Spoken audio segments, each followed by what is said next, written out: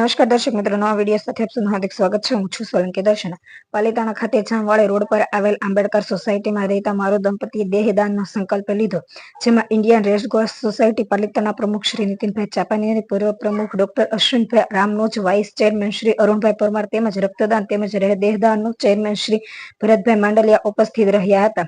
ખૂબ ઉમદા વિચાર ધરાવતા લાલજીભાઈ મારુ તેમજ મંજુલાબેન મારુએ જીવતા રક્તદાન અને મૃત્યુ બાદ દેહદાનના સૂત્રસાર કર્યું. જાણવા મળ્યા માહિતી મુજબ લાલજીભાઈ મારુએ 58 રક્તદાન કર્યું છે અને અદ્ભુત જનસેવા કરી છે, જેનાથી પર થઈને રેસકોર્સ સોસાયટી પાલિતાણા દ્વારા ચાલતા દેહદાન સંકલ્પ પત્રના અભિનયથી પ્રેરાઈને મૃત્યુ બાદ દેહદાનનો સંકલ્પ લીધો છે. તદુપરાંત તારીખ 2/12/2025 રોજ મંજુલાબેન મારુનો જન્મદિવસ હોય તેની ઉજવણીના ભાગરૂપે તેમજ પ્રતિવતા ધર્મ નિભાવવા અને લાલજીભાઈ મારુના સંકલ્પને દ્રઢ બનાવવા મંજુલાબેન મારુએ પણ મૃત્યુ પછી દેહદાન માટે સંકલ્પ પત્ર ભર્યું છે, જેમાં દીકરા દિનેશભાઈ મારુ તેમજ તેમના પરિવાર દ્વારા પણ આ સત્કાર્યને વંદન કરતા હોય માતા પિતાની ઈચ્છા પ્રમાણે સહમતિ આપી અને આગામી દિવસોમાં તેમના પરિવારના બાકીના સભ્યોએ પણ આ સંકલ્પ પત્ર ભરવાની તૈયારી બતાવી છે. મારુ પરિવારના આ સત્કાર્યને વંદન કર્યા છે. Bureau chief Dineshkumar Babariya, Gheti. નમસ્કાર મિત્રો, હું છું ભરત માંડલિયા. આજ રોજ રેડક્રોસ સોસાયટી પાલિતાણા વતી અમે લાલજીભાઈ મારુના નિવાસ સ્થાન પર આવ્યા છીએ. ખૂબ સારો એવો વિષય, મતલબમાં એવું કહી શકાય કે સત્કાર્ય અને વંદન, કેમ કે સારું કાર્ય છે અને હંમેશા વંદનને પાત્ર હોય છે. એવી જ રીતે રેડક્રોસ સોસાયટી દ્વારા ચાલતા એક કાર્યક્રમમાં અમે આંબેડકર સોસાયટીમાં પધાર્યા છીએ.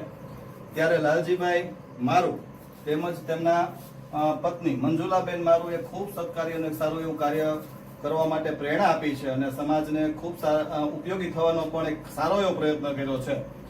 અંગદાન એ મહાદાન એવા હેતુસર પોતાના આજે આ અંગદાનનું એક વસિયતનામું બનાવ્યું છે કે જે ભવિષ્યમાં જ્યારે પણ એમનું મૃત્યુ થાય તો ત્યારે એ લોકોના ઉપયોગમાં પણ આ અંગદાન આવી શકે એવા હેતુથી લાલજીભાઈ તેમજ મંજુલાબેને સંમતિ આપી છે અને સાથે સાથે તેમના આ પરિવારજનો પણ અહીંયા આજ ઉપસ્થિત છે, એમને પણ ખૂબ સારી એવી સંમતિ આપી છે. અને બીજું ખૂબ આનંદની પળ એવી છે કે આ બંને માતા પિતાની પ્રેરણાથી દિનેશભાઈ તેમજ એમનું પરિવાર પણ આ કાર્યથી અત્યારે પ્રભાવિત થયું છે અને એમની સાથે એવું કીધું છે કે અમે પણ પોતે આ વસિયતનામું ભરવા માંગીએ છીએ.